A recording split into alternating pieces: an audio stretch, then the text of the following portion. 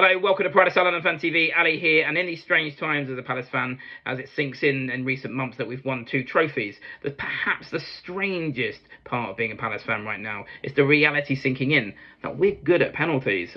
We've never been good at penalties. Every time, the rare times that we had a penalty shootout, you just expect to lose. But we've won 2 in recent months, and when we came up against Millwall in midweek and went to penalties, I just thought, yeah, we're going to win this. That was strange, but let's reflect a bit on the 2 games, Sunderland and Millwall, which is what I want to do today. And I think it's going to lead to a common point and a common theme that has come out of those 2 games. But let's start with Sunderland, a massively frustrating game. But I do want to give Sunderland great credit, because they, in this sort of time of everyone saying that the promoted teams need to do better this season and give a better advertisement of the championship after the previous season all got relegated, and let's be honest, were pretty terrible. Sunderland are really flying the flag. I thought that they performed really well, and I can see them giving it a really good go this season, and in particular their goalkeeper was fantastic, and that's the narrative of the game, isn't it? We were hugely frustrated by a string of good saves, but in particular Daichi Kamada had 2 good efforts that one of them you think perhaps possibly might have sneaked in, but it was one of those games where you just thought, it's just not dropping today, and it wasn't happening for us. And despite the goalie having a great game, I still felt like we should have forced the issue more, and we did in the last half an hour. But I felt like those 3 points were there in that last half an hour to take, so it was frustrating that we didn't. But I do think that Sunderland were good value for their point. And then I thought we were worse against Millwall. I thought we were even less fluent in our attacks, and that leads me to my main point. A lot of people are worried about our front 3, and they're coming down to it, and the obvious thing that everyone's coming to is obviously Eberechi Eze is now at Arsenal. Is this sudden lack of goals or lack of fluency in our play going forward, is that a result of that? And in my opinion, maybe it's a part of it, but I think personally people have to also bear in mind that we're missing Ismaila Sarr. And for me it's quite simple. If Ismaila Sarr plays against Sunderland, we win that game, because he would have put one of those chances away. And for me, when he returns, the ruthlessness to our side returns.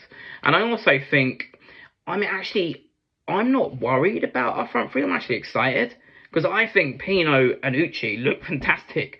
I know I think Pino wasn't as good in the game against Millwall as he was against Sunderland, and yes, there's things to work on and things for him to adapt to the English game, but there's really encouraging signs. And for me as well, what's important for him is I don't think he's had the right partner in the 10 yet. I think against Sunderland, him and Kamada for me are too similar in a way. I think it's a bit like Eze and Kamada. They never worked together in the 10s, and I think Pino will complement the directness of Sarr really well. I think when those 2 play in the 10 together, that's really exciting. But I'm also really excited about Uche, who kind of went under the radar on deadline day with all the furore around the Mark Gahey situation that he came in. And he's had a couple of promising cameos. And I think whilst Pino and Uche need time to adapt, between them they can carry that load. And I think certain games Pino will suit more, certain games Uche will suit more, and obviously they're going to rotate anyway once we're in the conference, because the Thursday to Sunday. And I think also we've got to remember the common denominator of all of our success is Oliver Glasner. This man develops players, and he will have those 2 Premier League ready and a massive asset to us. For me, I think it's going to click much more quickly than people think, but also definitely by the time we get to the nitty-gritty and the later stages of the Conference League, which I do think we will get to, I think those 2 are going to be absolutely flying, and I think it's really encouraging. And if you think about it, now the dust has settled on the Mark Gahey situation on deadline day, and everything in the summer, all the shenanigans in the summer with UEFA and how that affected whether we knew what our transfer budget was. And I do agree, things should have been done sooner. That's not even up for debate. But once the dust has settled, I think we're in a good position. I think you look at how we've improved the squad. 10 of the 11 starters from the FA Cup remain with us. We've lost Eze, but we have brought in a Spanish squad member in Pino. We've also brought in Uche. Mark Cucurella said that Palace have brought in 2 of the best players from La Liga. That is very encouraging. And then also you look at the other ways we've strengthened the squad. We've got a very good second string goalkeeper in now, as we saw the other day. I think Sosa, I was expecting a bit more from him against Millwall, but he definitely brings a much needed option on that left hand side and a good delivery, which is something that Mitchell doesn't always have. And then what would really encourage me the other night was at the back, the young French defender Cambot, who for me I was expecting like a Chelsea loan to cover that position. Do we already have, with the expected departure of Mark Gahey next summer, the replacement in our midst? And we have Riyad coming back. There's There's encouragement on Riyad. He should be back by the end of October. Not so encouraging on Decore, but I feel encouraged. I really, really do.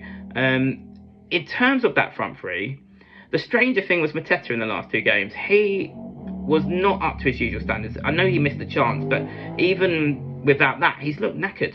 And before the international break, I was really worried about us. We basically ran him into the ground. But it is odd to me, seeing as he was one of the few who didn't go on international duty, that he looked the most knackered. I do wonder if he's carrying a knock. Nketiah meant to be back for West Ham, which is encouraging, because I do always think, even before these 2 games, Mateta, when he gets to 70, does kind of look done. And Nketiah coming on does, as much as we've debated whether he was worth the 30 million. He does bring a new kind of energy to us on the 70th minute. You know, he did bring things last season in terms of he got a goal in the quarter-final against Fulham. He got an assist in the semi-final against, played definitely a key part in the build-up to a goal in the semi-final against Villa. So Nketiah coming back will help in that he can come on for those last 20 minutes and maybe take a bit of the burden off Mateta. But I am encouraged. I think that front three of Pino, Sarr and Mateta will actually be really good, with Uche making cameos, and certain games Uche might suit more than Pino with his directness. I'm encouraged by the front three. Should I be worried? Let me know. Are you worried about the front three with Eze gone? Let me know in the comments below.